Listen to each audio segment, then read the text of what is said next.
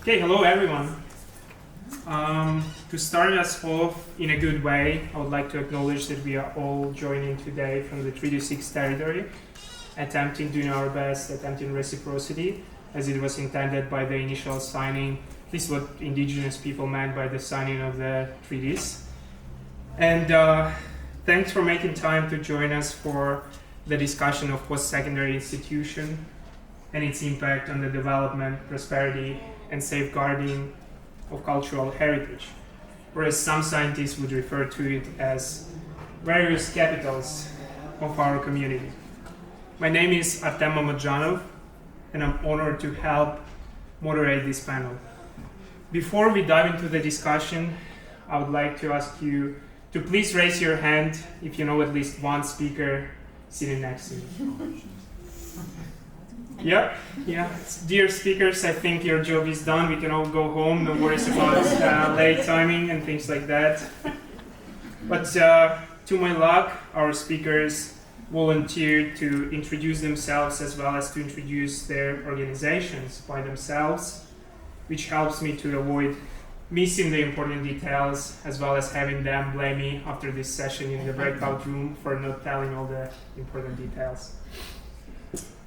With that, I'm passing the word over to Nataliia Khanenko-Friesen to introduce the work she does and to be the first to answer these two questions. The first one, in this role you occupy, representing your organization, what achievements are you most proud of? And the second question, what are the goals of your organization is planning to achieve in the near future? Are there any struggles that prevent you from achieving those goals? As well as how could the Ukrainian community support you in doing so? With that, over to you, Nataliia. Okay, my name is Nataliia Khanenko-Friesen. Я говорю українською, я говорю англійською, на жаль, я дуже погано говорю французькою. І мені дуже соромно, тому що після нашої прем'єрки тепер треба вчити більше французькою. Наш інститут започаткувався в 76-му році. Альберта, альбертські українці є насправді великими потужною громадою, яка Alberta Ukrainians, and I'll move between the languages as much as I can. Alberta Ukrainians actually have put on the map a very powerful institution which is globally recognized as a leading scholarly institute around the world. We have been founded in 1976. We have been founded and maintained on the University of Alberta campus, and also we are located in more than one city. Наприклад, хто з вас знає, що у нас є офіс в Торонто і що у нас є офіс у Львові. Ми є дуже потужні, ми є дуже великі. Ми займаємося багатьма різними науковими напрямками роботи. We're very multidisciplinary in our work. We mostly focused on work in humanities and social sciences, though recently we have moved on into the field of environmental studies. We also are building bridges with areas outside of humanities and social sciences within the university boundaries, such as College of Engineering, education, and we hear more about education and the connections between the institute later today. Ultimately, we are very, very proud of our very clearly defined mission and vision. Наша робота справді керується такими дуже важливими поняттями, як візія і місія, тому що в турбулентні часи, в які ми живемо сьогодні, якщо ми не матимемо чіткої візії, куди ми йдемо, що ми робимо, ми не матимемо розуміння, як нам туди дійти. Ми є академічна інституція, наші цінності визначені на цьому слайді. Ми особливо посвячені роботі і розбудові партнерських стосунків з багатьма іншими інституціями довкола світу. We value the power of dialogue. We believe in the reciprocal relationship between very many constituency communities. Наприклад, ми працюємо в ділянках гуманітарних наук, але ми також працюємо з громадою, ми працюємо з міжнародними установами, організаціями, у нас дуже велика кількість партнерських проєктів. Добре, говоримо, де ми є і що ми робимо. Я вже згадала, що ми насправді дуже великий, дуже потужний інститут. Ми складаємося з 11 наукових дослідницьких центрів. 4 з них функціонують за рахунок вічних фондів, які були створені спеціально під ці наукові центри. Ми сьогодні більше почуємо про інші. Хто знає, скільки наших офісів розташовано в Едмонтоні і скільки в Торонто? Підтримуємо роботу дуже потужно самодостатнього центру дослідження українських канадських студій. В нас є засновник, такий, мабуть, фундатор, центр дослідження української мови, який існував з самого початку нашого інституту. Ми маємо програму дослідження релігії і культури, яка успішно розбудовує наукові проекти довкола світу. Архівна програма. Безумовно, в сьогоднішньому світі ми не можемо йти вперед без наголосу на роботі з сучасною Україною, дослідженнями сучасних студій. Ми публікуємо дуже велику кількість наукових публікацій, і кожен з цих наукових центрів приймає активну участь в розбудові наукової бази. В Торонто з нами працюють і наші колеги, які є частиною Альбертського університету, колеги в центрі імені Петра Яцика. Вони мають своїх співробітників у Львові, але також всі, напевно, знають роботу Центру дослідження Голодомору. The Holodomor Research and Education Consortium is a powerhouse of the work who have built the field of Holodomor studies, and that's us, that's the Canadian Institute. We also have a few more programs. In terms of our publications, I'm super happy to emphasize the work we do in the Internet Encyclopedia of Ukraine. It is accessed on an annual basis by millions of users, and we're very proud of that reach. We publish also periodicals out there. Добре, що ми недавно зробили? Власне, нарешті ми перейшли на слайд до статистики. У нас наразі відбувається 107 проєктів в нашому інституті. 69 з них продовжуються, 16 ми ще започаткували цього року, 22 вже закінчені. Ми працюємо з міжнародними партнерами, у нас 16 міжнародних проєктів довкола світу, 10 інституційних партнерів. Лише це тільки робота одного року. На цьому слайді ми можемо подивитися кількість наших конференцій, які ми організували. Я не маю часу з вами зосереджуватися, але я дуже готова поговорити про нашу роботу в кулуарах з вами пізніше. І, очевидно, ми пишаємося нашими публікаціями. Їх також дуже багато, щорічно ми видаємо порядка 10 книжок на рік. Це нагадує нам ще раз, наскільки ми величезні, наскільки ми потужні. Не тільки в Альберті, не тільки в Канаді, а загалом у світі. Якщо ви коли-небудь чули про інститут Гарвардського університету, ми, в принципі, я би сказала, досить добре конкуруємо з ними, коли йдеться про кількість замножених проєктів і про розгалуження нашої роботи. Скільки з ролей ми грали тут і там. Головна сторінка для багатьох з нас, особливо коли йдеться про молодь, яка хоче з нами співпрацювати або вчитися в університеті, що ми є насправді потужна грантодавча інституція. Якщо вам хочеться провести науково-дослідницький проєкт, ви знайдете нас на інтернеті і побачите, що ми, в принципі, видаємо на конкурсній основі хороші гранти.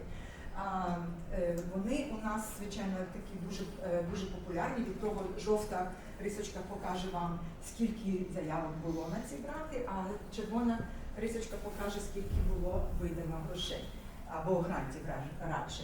Щодо грошей, ми недавно порахували в інституті, рік тому, чи півтора року тому, чи минулого фіскального року, ми видали на гранти. Гранти у нас вийшли на суму до $500,000. Тобто вам це розказує про обсяг і так би мовити, потужність нашої роботи. І це приблизно кожного року ця сума варіюється. So the emphasis of our work is, of course, on building bridges across the world.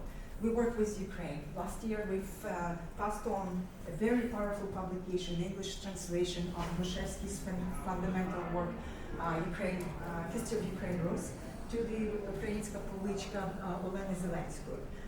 And as a result, our books are being now placed around the world with Pani Zelenska, and we have been very much instrumental to the dissemination of knowledge, which is part of our agenda.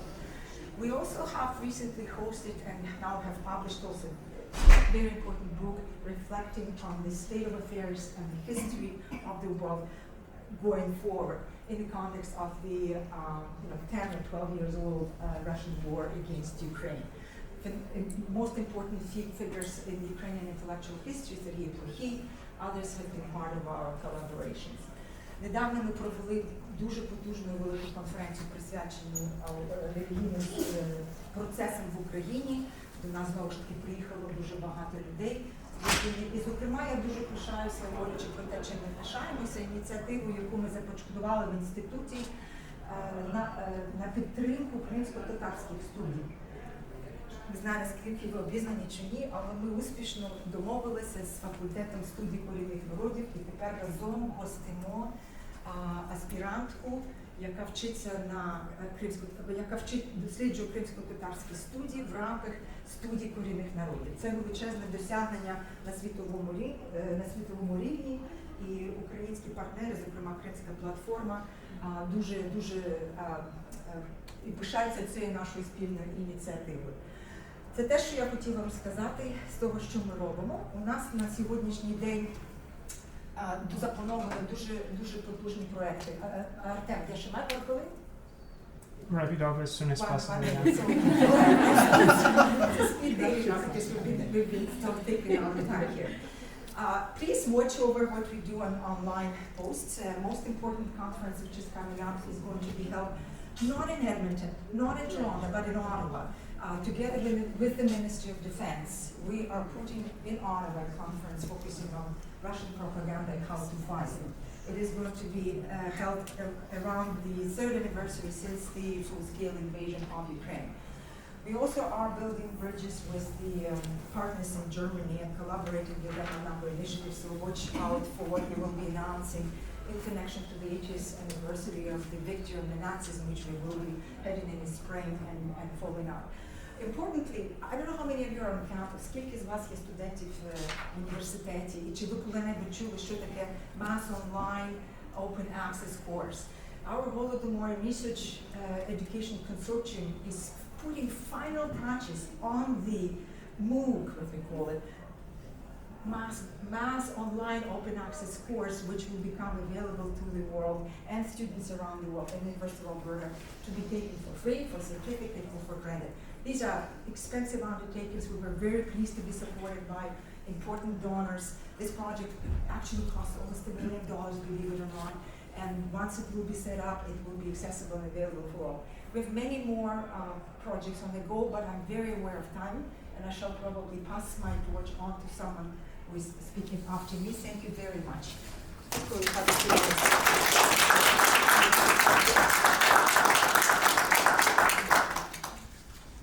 Thank you very much, Nataliia. And I guess we are passing it over to Larisa Hayduk to present her organization and the work she does within that organization. Thank you so much. Yes, that's it. Congratulations, Nataliia, on all your work. It is really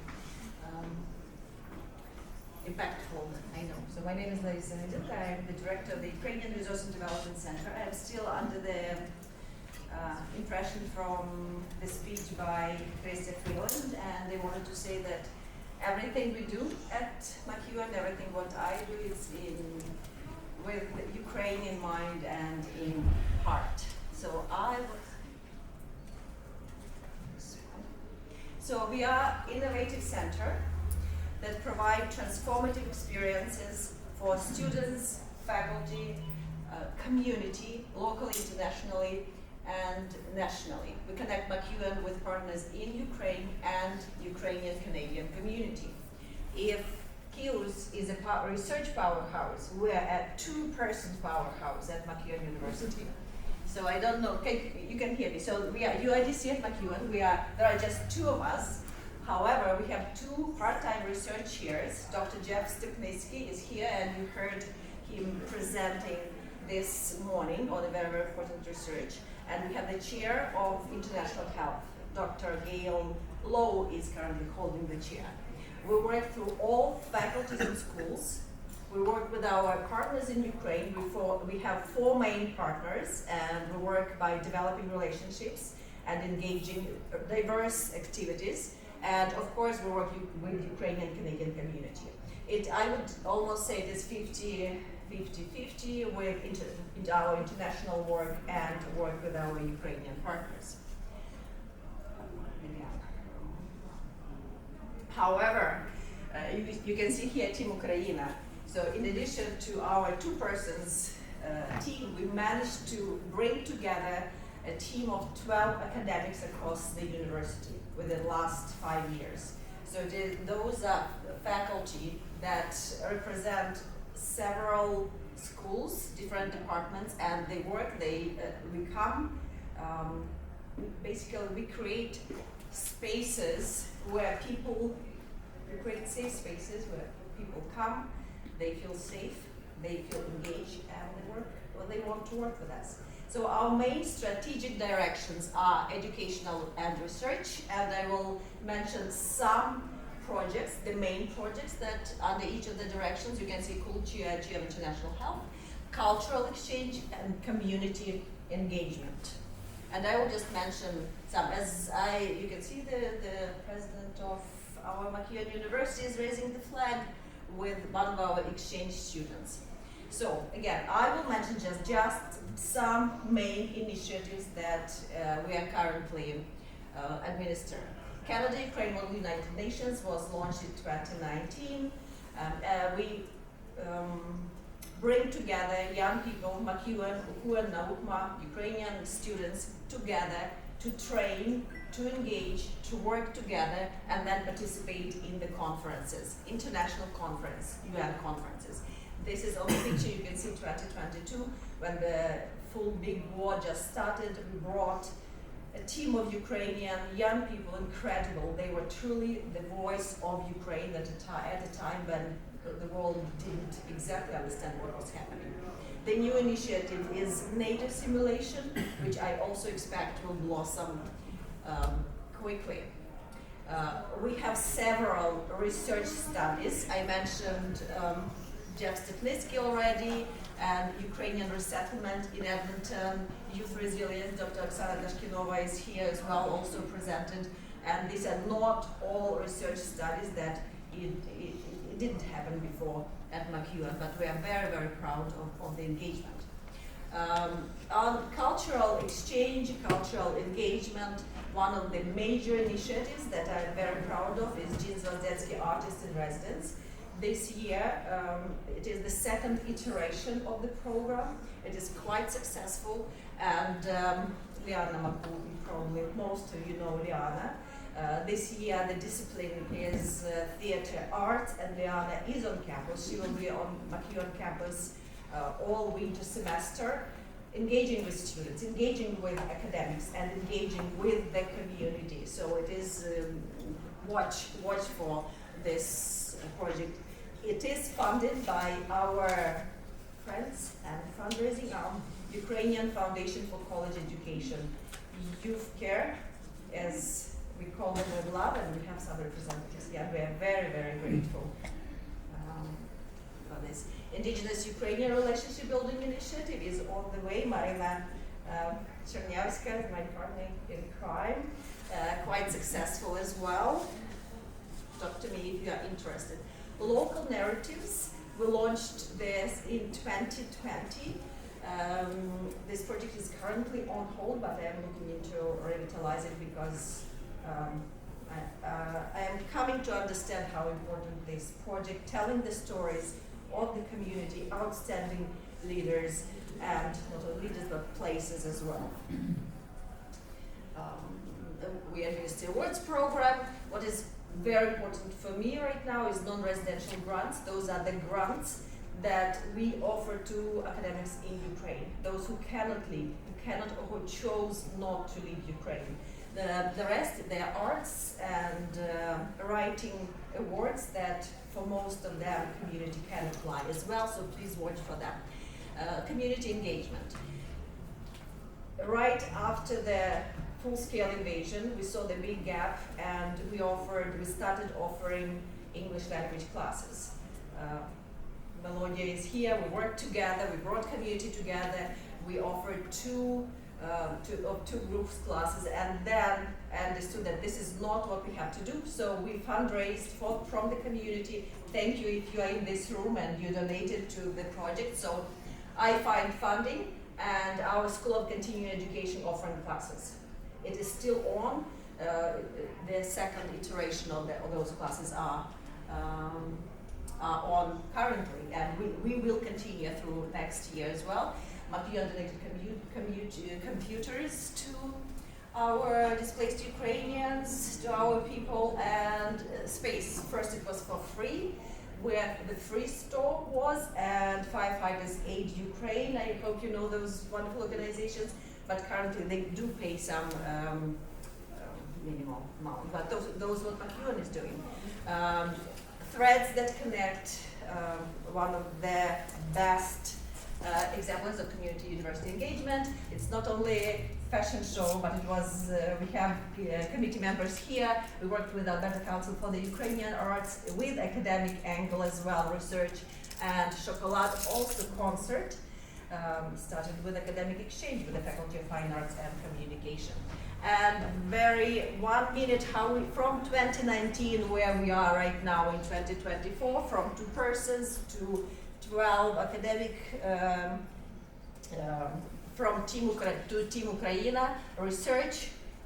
You can see, I will not mention, just take a look at the numbers within 5 years, and what we are currently, my biggest challenge is how to sustain, how to be together in with 2 persons, my 2 persons. Polina is not here, Polina is with me, some of you know, and thank you very much. And I wanted to thank our donors again, Yuvke, but everybody who helped us along the way. Thank you.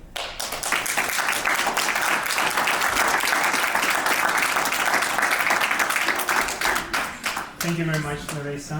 And giving the word over to Dr. Larisa, another Larisa. Sembaliuk, Cheladyn, yeah. Please.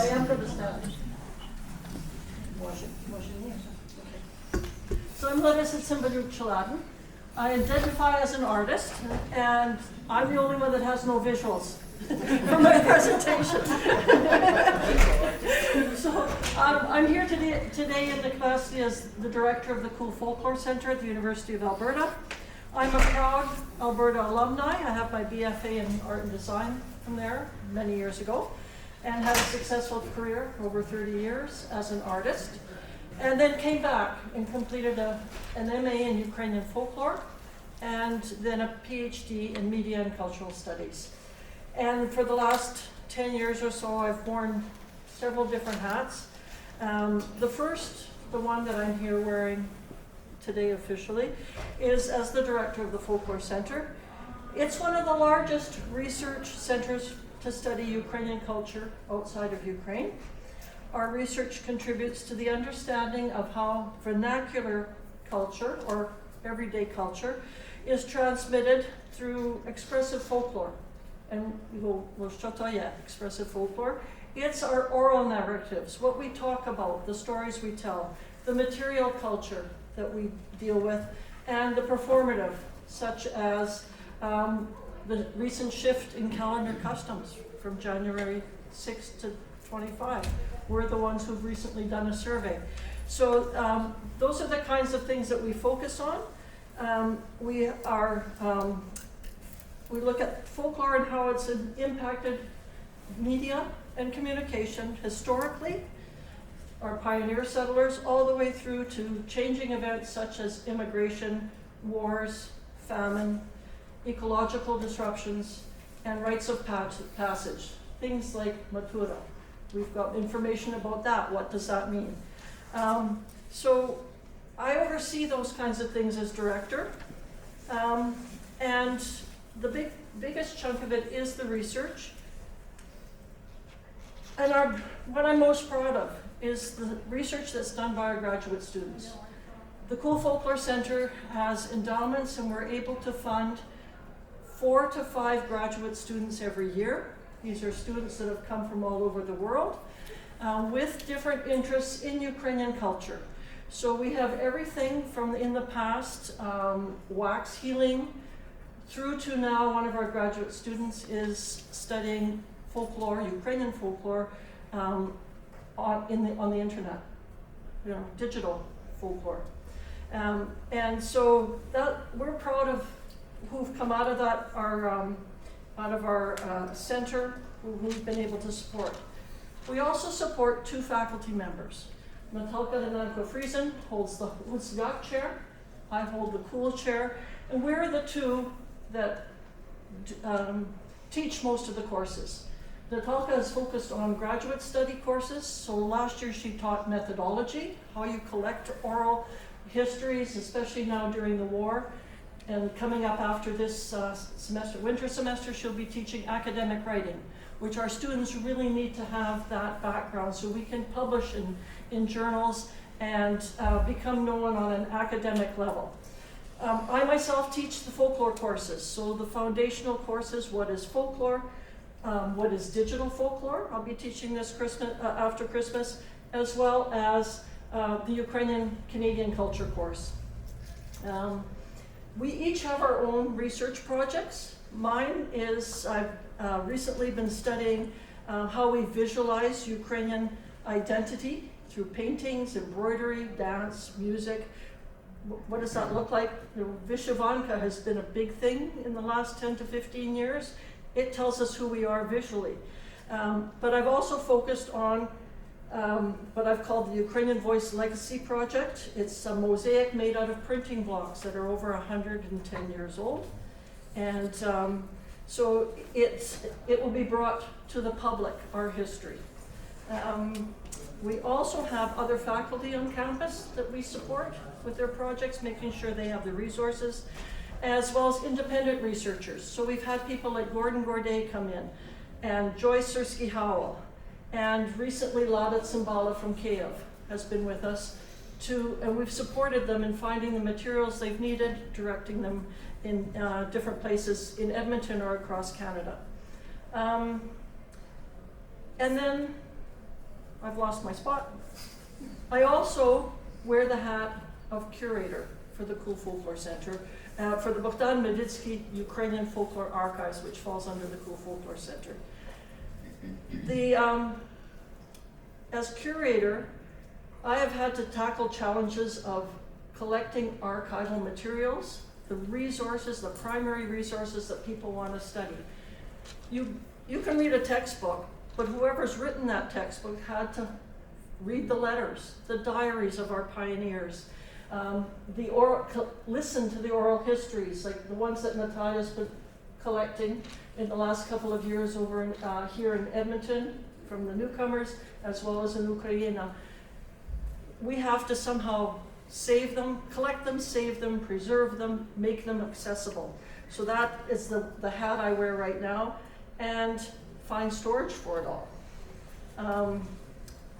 We are very proud, and I have to point out Marina Chernyavska, that we have led the way in digitizing our resources, and so they are quite accessible. We've scanned documents, we have uploaded audio files, over 800 from one particular study alone, and also most recently, through the Friends of the Kule Folklore Center, we have been able to host an archivist in residence, a young woman named Anastasia Fek from Manitoba, who's researching social dance in the Ukrainian community as opposed to stage dance.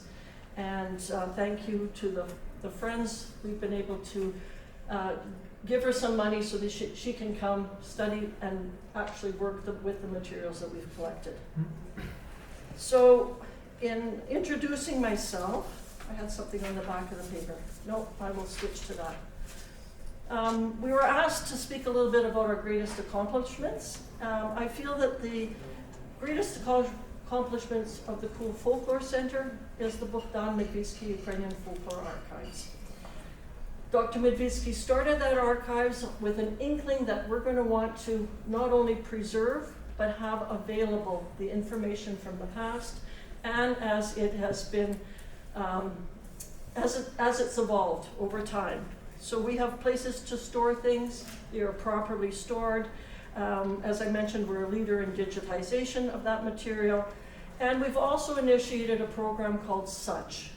And I think most of you know, everybody's running out of space to save things.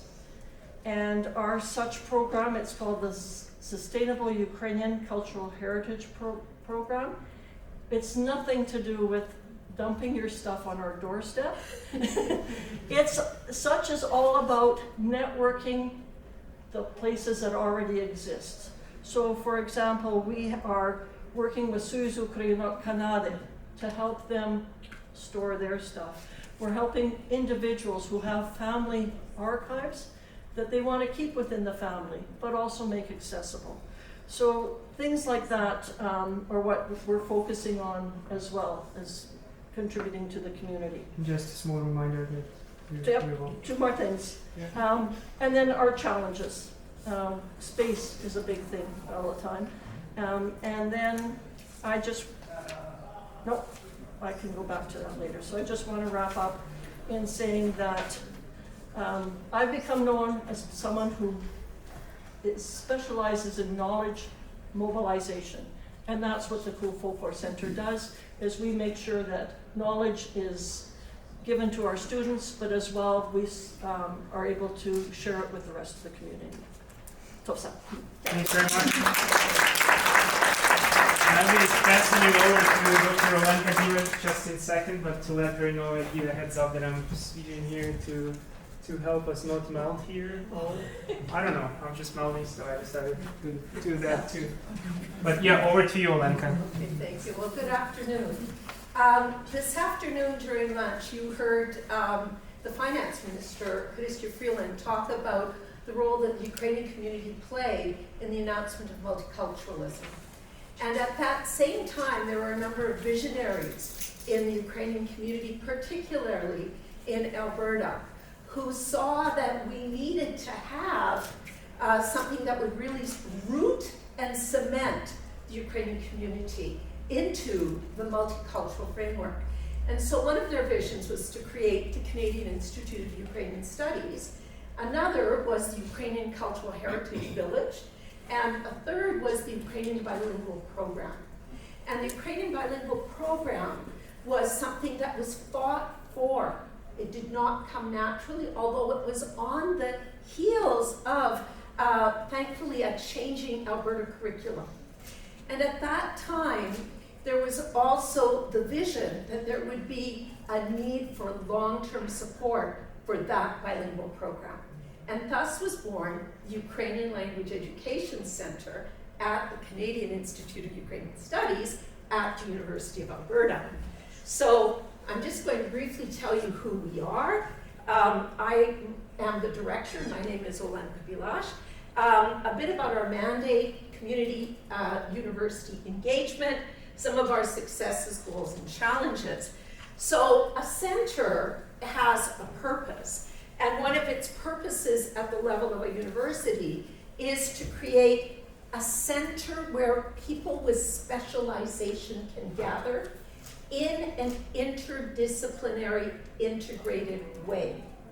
Okay, so it's not just like being a professor.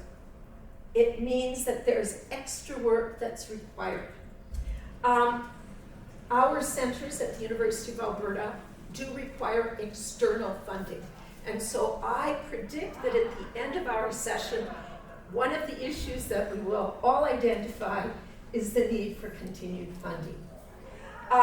It also offers additional opportunities for the people associated with that center to conduct research, to go to conferences, to conduct webinars, to interconnect with one another.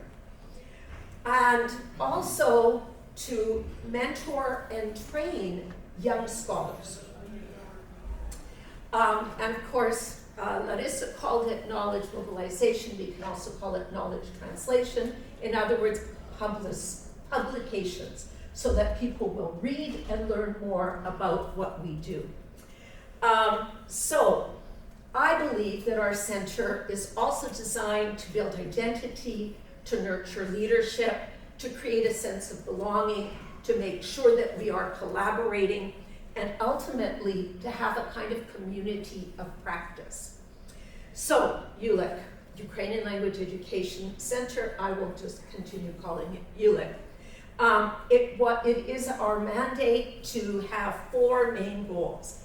Advocate for Ukrainian language education across all jurisdictions, whether that's the city, anywhere in the province, across the prairie provinces, across Canada, and beyond.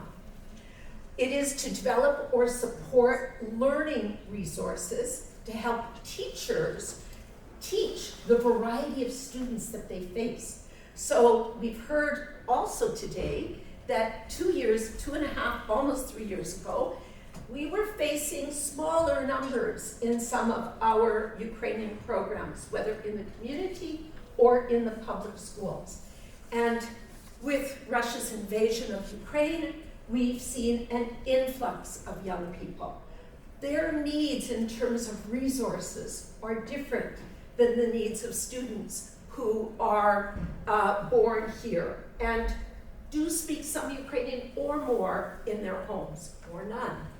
So we are mandated to look after or look out for Ukrainian learning resources, to continue to promote professional learning for teachers, whether that's as a webinar or to bring teachers together. We had a session on assessment run by a colleague from Saskatchewan last May, and we had teachers come out from across Alberta, as well as to engage in research relating to language education. I want to stop on research for a moment. As a professor, I have had graduate students from many different countries. And one thing I noticed is, not surprising to many of you, I'm sure, we had a massive influx of graduate students from China. If I wanted to learn something about how students, particularly in North America, are learning Chinese or Mandarin or Cantonese, I could do a literature search and thousands of articles would appear. Why? Because most of those students that came from China ended up conducting research about Chinese language within the North American context. We have almost no research about our Ukrainian bilingual programs or our Ukrainian heritage programs. Now, one could ask why that is. That's not the topic of today's session. But I can say, if you are ever asked to complete a survey or be asked to be interviewed, please agree, because without your voices, we can't produce research. Without research, people don't know some of the things that we have accomplished. So we have one part-time director, and we have one full-time research coordinator, that is Dr. Maria Ostrocha, and we have a library, an incredible library. And one of the struggles is that we've got these resources that are taking up more and more space, that's costing us money to rent from the university, and we don't have a good way yet of disseminating these books. They're books for children of all ages, and I think they would be of particular use to students who have just come more recently from Ukraine. This is a kind of repeat. In 2014, we underwent a very intensive 18-month visionary process. We involved about 60 people in interviews and focus groups to see, who are we? Is there still a need for a Ukrainian language education center? And after we created a document from all of that feedback, we then invited 55 people in a hybrid meeting to verify, is this where we should be? And there was consensus that ULIT can be an anchor or a hub for research, for advocacy and interconnecting organizations and people, for professional development and resources. As others have said, we're embedded in many other different communities. We have community partners. We have to partner with the different units on campus and, of course, different funding partners. And as others have said, very grateful for individual donations as well as community organizations' donations. What is it to advocate, and what are some examples of things we do? Well, we put out a newsletter about 5 to 6 times a year, and if you've never seen our newsletter, please give me your email address and we'll put you on our mail out. And in this, we try to give current news and also news about events that have happened or are upcoming. But the other thing that we're trying to do is capture some of the historical memory of our seniors who started some of these programs. Christopher Freeland also mentioned that Ukrainians have been in Canada almost 140 years. And in that time, one of the first things they did, I know the folklorists will agree, they started their Vidny Shkoly. Okay, so these are very important institutions, and those who started them, and remember some of the challenges they faced in church basements or in people's homes, have a lot to tell us. They're in their final decades of life, I think. So we need to get to them. Reminder about time. Oh my goodness. Okay, so here are some of our newsletters. We had a concourse that was called Video Ukrainian Rocks, and we had children from across the country participate and tell us a bit about why they like to learn Ukrainian. We were able to give prizes. We've done lots of interesting learning resource development. I'm checking now how quickly you can blink. One of our most recent projects is about the United Nations Sustainable Development Goals. I do have a clip, but I know Artem will not look at that. He's shaking his head and won't allow it. It's not me. Yeah. Okay. Oh gosh, there. I skipped it. You just saw it for 1 little second. Okay. Professional development of teachers. We've done research on various topics. The most recent was a pan-Canadian survey of teachers and of Ukrainian schools across the country.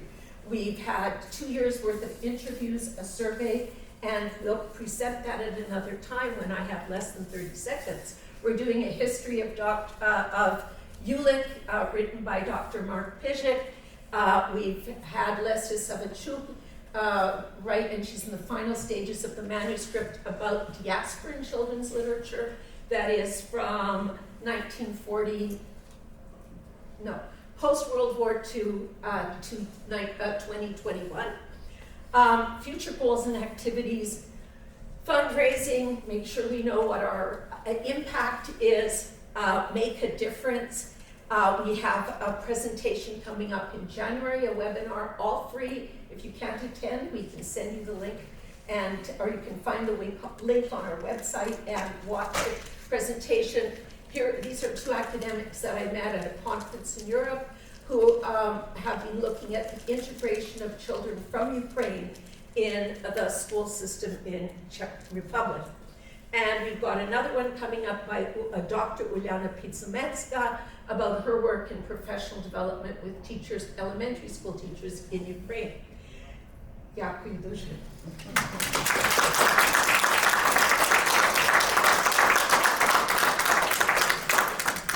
Thank you very much, Olenka.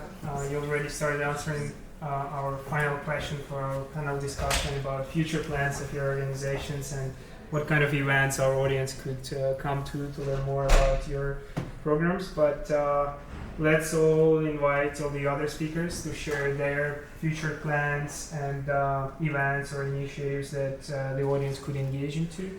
And then after this 10-ish minutes discussion, we will invite you audience to ask any questions you might have to our speakers and see what they say. So the final question for our discussion would be, what are your organization's plans for the near future? Are there any events, conferences, or workshops you would like to invite our audience to? And then anyone who wants to start is welcome to do that. I'll just jump in and I'll mention one, I guess, most important challenge to me, and having 10 minutes to cover the history and stories and successes of 11 self-standing independent centers, one of which is coordinated and directed by my dear colleague Olenka Bilash. So this is my major challenge, how to say it all. We host 5 annual lectures at the Institute. The most upcoming one will be held in Toronto, but it will be broadcasted online. And I will invite you also the one which will be held in Edmonton in early March. It's our Shevchenko annual lecture at the Institute. Is the most important lecture. We're going to be hosting Yaroslav Gricak, who had confirmed his availability to come and speak with us. Most immediately, I wanted to mention that we've developed last year an exhibit, you may have seen it, focusing on destroyed temples of Ukraine. This exhibit was developed in partnership with the Museum of Maidan in Kyiv, and it highlights all the damage which has been caused to the places of worship in Ukraine. The important part of this exhibit, it focuses on the diversity of religious faith communities and what suffering and what destruction they have been subjected to. This exhibit is going to be in our legislature here later this month in Edmonton and eventually in Calgary next year. It's also being featured elsewhere, and since we are also working in locations such as Middle East and Argentina, this exhibit is considered for showing in Argentina as well. I've mentioned the upcoming conference in Ottawa. It's in collaboration with the Ministry of Defense, titled Russo-Ukrainian War, Russia's Information War Strategies and Comparative Perspective, will be also shared over broadcasting online. We travel extensively and bring our publications to events elsewhere, and the upcoming event is the major association in our field, this Association for the Study of Eastern Europe, Eurasians, and Slavic Studies. So we'll be presenting there many sessions. And I think I will just single out that very important publication I alluded to, Unpredictable Past, Shaping Russian, Ukrainian, and Eastern European Studies. This really is a very successful publication which is coming up. Many more events are going to be held and hosted by us. Please visit our website, follow us on Facebook, on Twitter, which is X nowadays, almost like X Twitter, and possibly on some other social media I'm not even aware of, and Artem will remind me of. I think So for doing that, they would just need to go to Google or Facebook and just type Canadian Institute of Ukrainian Studies or CIUS, and they'll find it in the events section. Ask ChatGPT to navigate. Yeah, right. That could be helpful as well. If you're doing that. Yeah, thanks All so right, much. Thank you Yeah, so much. yeah. Yeah. Anyone else? I have a list too. Oh, yeah. Okay, and I'm going to stand up. We need an answer. Just want to let everyone know about a couple of things coming up for us. Keep in mind that as far as folklore goes, we look at the environment as well as spiritual and physical well-being of our people and our neighbors. We currently have an exhibit on right now at the Ortona Arts Hub. It features the work of Wadem Dobrilish called One Man Talents Medi, and it's an exhibit that was researched by Lada Tsimbala from Kyiv. And Wadem Dobrilish contributed not only to our Edmonton community, but also the Ukrainian community, but also Edmonton. It's phenomenal, those of us that grew up here, where we saw his artwork since we were little to now. The Folklore Center, we also have an ongoing series of folklore lunches. The next one coming up is our graduate student, Anna Olenka. She is a second-year PhD student from Zaporizhia, and she is going to be presenting on nature, memory, and nation, the Dnipro wetlands, and Kakova Reservoir in the national narrative, and that'll be on November 22nd. That'll be followed by our postdoc, Olga Zaitseva-Hertz from Germany. She is going to lead us in Christmas caroling on November 6th at the Folklore Center at noon. We have our Malanka on campus, and we have the history of University of Alberta. We've had Malanka at the Faculty Club for over 50 years. Last year we resurrected it, and we'll be holding it again.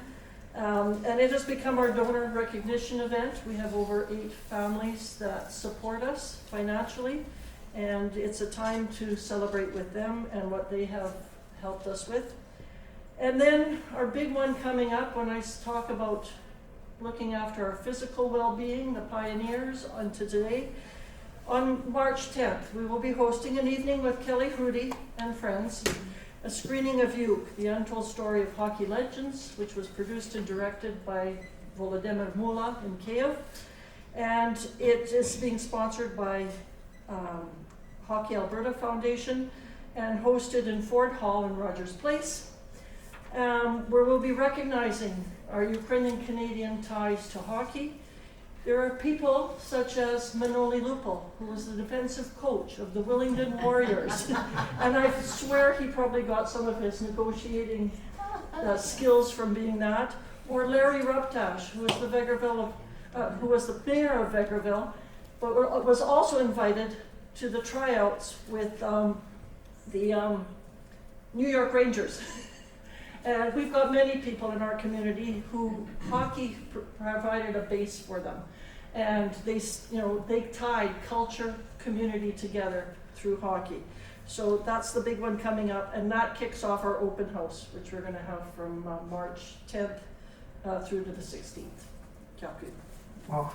Cool Folklore Center, everybody. 10 plus or 15 plus events. Please come talk to Larisa after the discussion to follow up on all of those wonderful events. And then I hate to nudge and rush all of you, but Larisa, maybe if you have some of your events ready.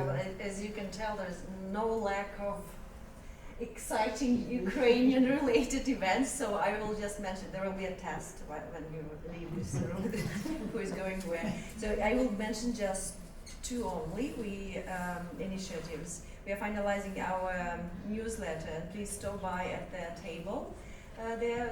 Milana is there, our student, and please sign up for the newsletter, and she will tell you more about our projects as well. But on December the 5th, in conversation with Mirna Kostas, in conversation with Mirna Kostas, please come to McEwen. It will be an evening event, some refreshments. Dr. Jeff Stepnitsky, again, in conversation with Mirna Kostas, writing Ukraine. And that'd be good. Then yes, then yes. you can share Come to it. McEwen. Come to McEwen, check it out. And Yeah, come chat with yeah. Larisa. And the English classes, we still have spots for the winter term. With the School of Continuing Education, contact us and please spread the word. Michael, I think I would just say, please check out the website. The information, all of our websites will have information. Myself, I'd like to attend every single thing that each one of our groups offers. It's impossible. It's impossible for me, but there's always lots of choices, and I encourage you to attend, get to meet people, as well as learn more about our topic and about the Ukrainian community in Edmonton for sure. absolutely. Thank you all dear speakers, and then we are opening it up for 5 to 10-ish minutes for Q&A, open Q&A. Anyone has any questions to anything that the speakers mentioned or something connected to that?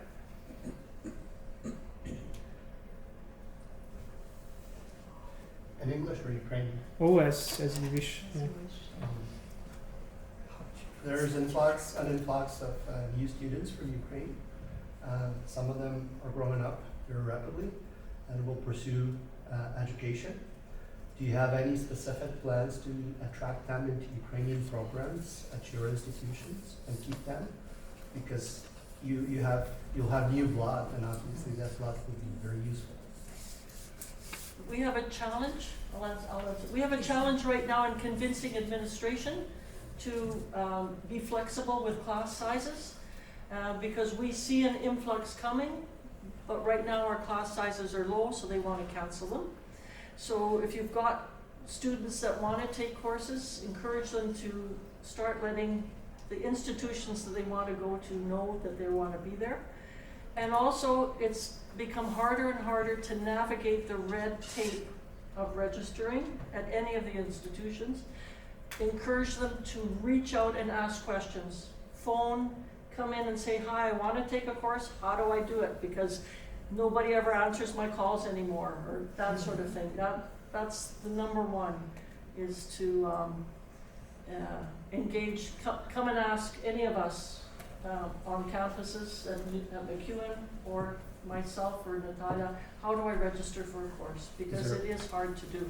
Is there any support on the level of the government, Alberta government, for Ukrainian programs at secondary institutions? No. No. Okay. Knopka. Unfortunately not, and in fact we have been seeing the reduction in the support to the universities overall. So universities in this province have seen the budget cuts, and as an outcome of this, it of course filters down to us as well. But we do realize the relationship need to be built.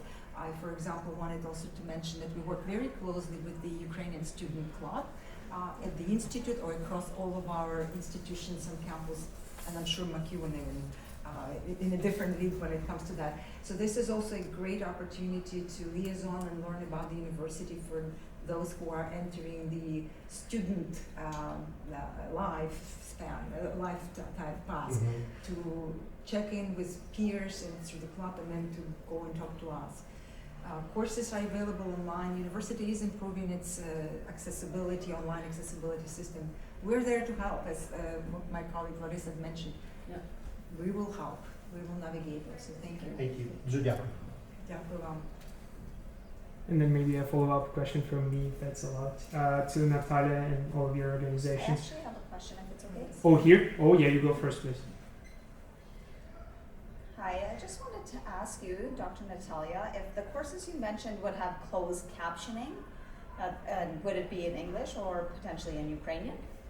Thank you so much. I am superbly pleased to see Cook's conference accommodating all kinds of speakers, and that is something we would probably need to discuss with Olenka's center to accommodate even, well, we don't accommodate right now the speakers of the silent language, as we say probably, but we've been discussing that as well as something to be done. And I think McEwen, you have done something, right? Have you not? There was a project before, but not current. There is currently student support, generally speaking, at all universities in Canada. But it's for English language support, not for Ukrainian at the moment, broadly speaking. And also, it assumes that the student has been admitted to the university, therefore has a high enough degree level of English to be able to pursue their studies in English. Of course, Ukrainian language courses are offered in Ukrainian, French language courses are offered in French, etc. And let's talk more about that. Let's talk more about it, yeah. The reason I'm asking, my son's going to be graduating from high school in 2025. He's here with us, and he's looking at going somewhere for post-secondary, perhaps to be an electrician. I don't know if you work with NATE as well, or what types of accessibilities they have. Or do you guys work with NATE? No, but I get. But we can. Yeah, We do it directly, but go on. if every university has, Olenka started saying this, every university has support services. So if, I cannot talk about NATE, but at McEwen, for example, if your son comes to McEwen, there are services, we connect them with those services, and they follow the student. So it will be American Sign Language, of course, not Ukrainian, but American Sign Language, and that support is there. Well, and my son actually uses ASL really fluently, so that's not an issue for him. His literacy is really good. It is part of the post-secondary institution system. My son's interested in history, he likes politics, looking back on past wars. I think he'd be great at whatever he does, whatever he chooses. So I think your son should contact the guidance counselor at your school, at his school, because the guidance counselor has that information and can give it to him so that he can make the best choices for himself and his interests.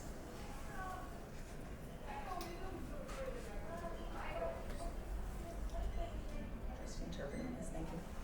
Thank you.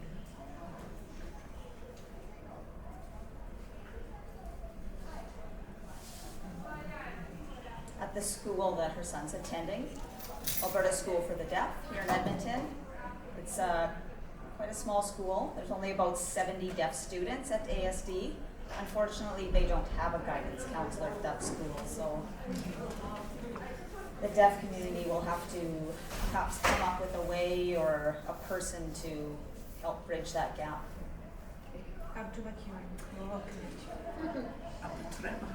Sure. This is one of the outcomes for our session, Yeah, absolutely. to be able to I'll help capture that. meet that need. Have services as well, yeah.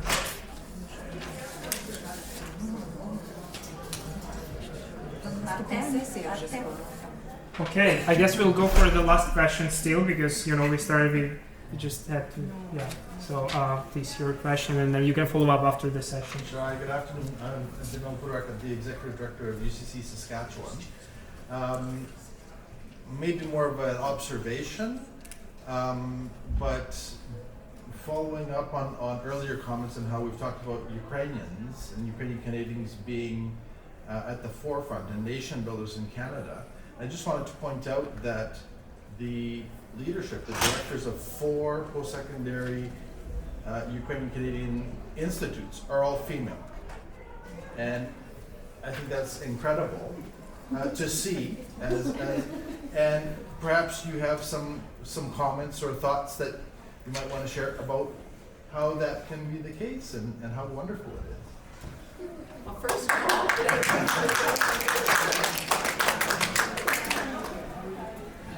I will briefly say that, frankly, thank you for reminding me of that fact. I had just registered that, and maybe my colleagues want to add a thing or two. Yeah. I didn't really think of it as being something significant at the time, but one of the things we do have as far as language and cultural courses, they're very heavy in female enrollment, and to encourage males to participate is actually becoming a challenge. But any thoughts as to why that might be the case? It has not always been. Right. No. well, I think you have to go back in time to when we were in more of our formative years, and what were the opportunities that were given to us that we took and enabled us to move forward. I always say to my grandchildren that whenever an opportunity comes your way, if you don't take it, it's a missed opportunity. And I say to my grad students, you can't write on a resume that you were invited to speak at a conference. You can only write that you attended a conference, and this was the topic of your presentation. And so really I think as a community, it's our job to create opportunities for young people to develop their skills, to learn to shine. I can say in my case, I was well mentored by people who saw something in me that I didn't know existed, and that was helpful, and I try now to pay back in the same way. And I think all 4 of us have been on the stepping stones of our mothers and our grandmothers. I think it's back to my grandmothers who were strong pioneers and were in those organizations that first started and were our mentors. So for us to be here is kind of in our blood.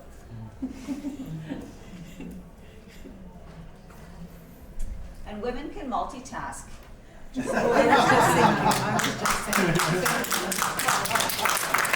Yeah, if that doesn't answer your question completely, you are more than welcome to follow up separately It was more with. of an observation. Oh yeah? Well, yeah, that's really interesting. So yeah, let's give one round of applause for our speaker and to you audience.